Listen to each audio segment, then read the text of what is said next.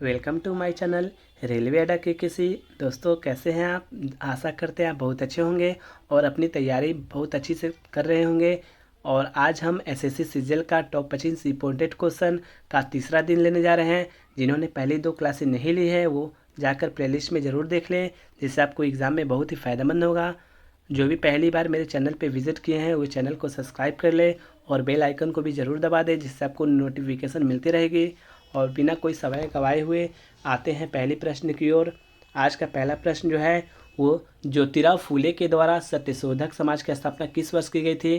तो ये जो एनटीपीसी में एग्ज़ाम में पूछा था वही बताया है। 1873 में इसकी स्थापना की गई थी। इसको याद रखिएगा। इसका आंसर हो जाएगा option number C, 1873 Satyashodhak Samaj की स्थापना ज्योतिराव फूले ने की थी। दूसरा क्वेश्चन है राष्ट्रीय पोषण संस्थान कहाँ पर स्थित है?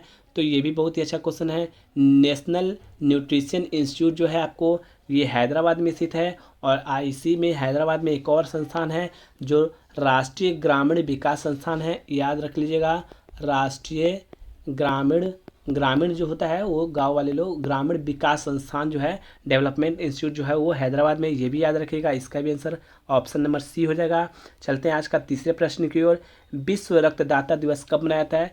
बहुत ही दोस्त को ये क्वेश्चन याद रहेगा। विश्व रक्तदाता दिवस, वर्ल्ड ब्लड डोनर डे, ये 14 जून को बनाया जाता है, ये भी याद रखिएगा। और एक प्रश्न और याद रखिएगा कि 3 जून को हम लोग बनाते हैं विश्व साइकिल दिवस मनाते हैं। विश्व साइकिल दिवस कब मनाते हैं? 3 जून को। और विश्व रक्तदाता दिवस कब मनाते हैं? 14 जून को। ऑप्शन नंबर बी हो जाएगा इसका आंसर। और आज पहला चौथा प्रश्न देख रहे हैं, मुद्रा पावर प्लांट किस राज्य में स्थित है? ये क्वेश्चन एनटीपीसी में भी पूछा है, ग्रुप डी में पूछा है और सीजीएल में भी पूछा है, तो इसको याद रखिएगा। अधिकांश बार ये पूछा है एग्जाम में। तो मुद्रा पावर प्लांट जो है वो कहाँ है? तो ये कर्नाटका में है, इसको बिल्कुल ही याद रखिएगा। मुद्रा पावर प्लांट कहाँ है? कर्नाटका में है। नेक्स्ट क्वेश्चन, सूर्य महोत्सव किस शहर से संबंधित है? तो सूर्य महोत्सव जो है वो संबंधित है तिरुवनंतपुरम से, जो कि केरला में बनाया जाता है सूर्य महोत्सव तिरुवनंतपुरम। और ओणम त्यौहार भी जो है वो केरल में बनाया जाता है, ये याद रखिएगा। ओणम भी केरल में है और सूर्य महोत्सव कहाँ? केरल के तिरुवनंतपुरम से संबंधित है। नेक्स्ट क्वेश्चन देखते हैं, EEPROM का फुल फॉर्म क्या होता है? तो ई से होता है इलेक्ट्रिकली, ई से होता है इरेजेबल, पी से होता है प्रोग्रामेबल, ओ PROM है तो रीड ओनली मेमोरी हो जाएगा। तो electrically erasable programmable read only memory, इसका याद रखिएगा। 20वीं शताब्दी के किस विख्यात उपन्यासकार और कवि ने पिंजर का लेखन किया है? तो याद रखिएगा ये 20वीं शताब्दी में है। जो पिंजर पुस्तक है, पिंजर का उपन्यासकार है वो उनके लेखक हैं अमृता प्रीतम, ये भी याद रखिएगा। अमृता प्रीतम इन्होंने ही लिखा है पिंजर को। आप इसका आंसर देख सकते हैं। ऑप्शन नंबर आपका क्या है? सी है, इसका आंसर हो जाएगा। और नेक्स्ट क्वेश्चन देखते हैं, पिस्तौल और बम इंकलाब नहीं लाते हैं, बल्कि इंकलाब की तलवार जो है विचार की शान पर तेज होती है, और यही चीज़ है जिसे हम लोग प्रकट करना चाहते थे। यह वाक्य किस स्वतंत्रता सेनानी का है? तो यह वाक्य जो है हम लोग के बहुत ही स्वतंत्रता सेनानी भगत सिंह का है। ये वाक्य याद रखिएगा, पिस्तौल और बम इंकलाब नहीं लाते, ये भगत सिंह ने बोला था। 9 नंबर क्वेश्चन देख रहे हैं, भारतीय राष्ट्रीय ध्वज का डिजाइन किसने किया था? ये सभी क्वेश्चन आपको याद होगा। भारतीय राष्ट्रीय ध्वज का निर्माण जो है वो आपको डिजाइन किया था पिंगली बेकैया ने। और इसको 22 जुलाई 1947 को संविधान सभा ने इसको अपना लिया था। 22 जुलाई 1947 को राष्ट्रीय ध्वज को पिंगली बेकैया के द्वारा डिजाइन किया गया था। इसका अनुपात भी याद रखिएगा, लंबाई चौड़ाई का 3:2 होता है, याद रखिएगा। नेक्स्ट क्वेश्चन है, सास्थम कोटा झील किस राज्य में से? सास्थम कोटा झील है या ओणम है, या अभी पढ़े लोग केरल में सूर्य महोत्सव मनाया जाता है, ये भी याद रखिए। सास्थम कोटा झील भी कहाँ है? केरल में है। बेम्बनाड झील भी है केरल में, ये भी याद रखिएगा।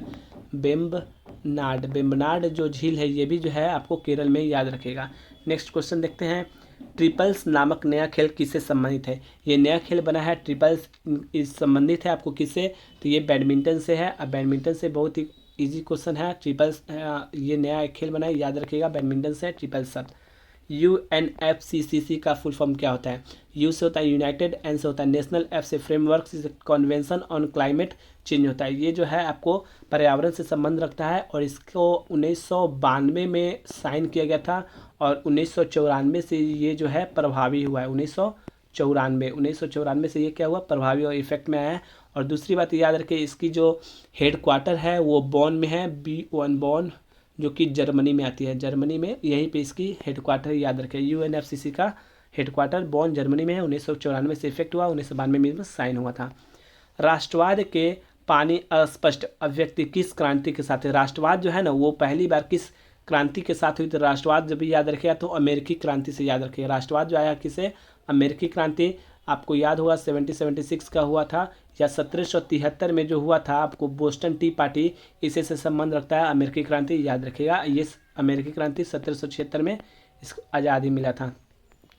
नेक्स्ट क्वेश्चन देखते हैं, सरकार के किस अधिनियम के कारण बम्बई और से सिंध प्रांत का निर्माण हुआ था? ये बहुत ही अच्छा क्वेश्चन है। सरकार के किस अधिनियम, अधिनियम का नाम याद रखेगा, भारत सरकार अधिनियम 1935। भारत सरकार अधिनियम जो है 1935, जिससे अभी वर्तमान में हम लोग जो संविधान है उसमें अधिकांश जो अनुच्छेद लिए हैं 1935 के अनुच्छेद से ही लिए हैं और अधिनियम से लिए हैं। याद रखिएगा, सरकार के कारण ही मुंबई जो है सिंध से प्रांत का निर्माण हुआ था 1935 में। नेक्स्ट क्वेश्चन देखते हैं, डोलोमाइट किसका अयस्क है? डोलोमाइट जो है कैल्शियम का अयस्क है, याद रखिएगा। कैल्शियम का परमाणु संख्या 20 होता है, ये भी याद रखिएगा। भारत में केंद्रीय राजस्व बोर्ड अधिनियम को किस वर्ष लागू किया गया था? तो केंद्रीय राजस्व बोर्ड जो है, केंद्रीय राजस्व बोर्ड अधिनियम को लागू जो किया गया था वो 1963 में किया गया था, 1963 में, याद रखिएगा। भारत में केंद्रीय राजस्व बोर्ड अधिनियम को लागू किया गया था 1963 में।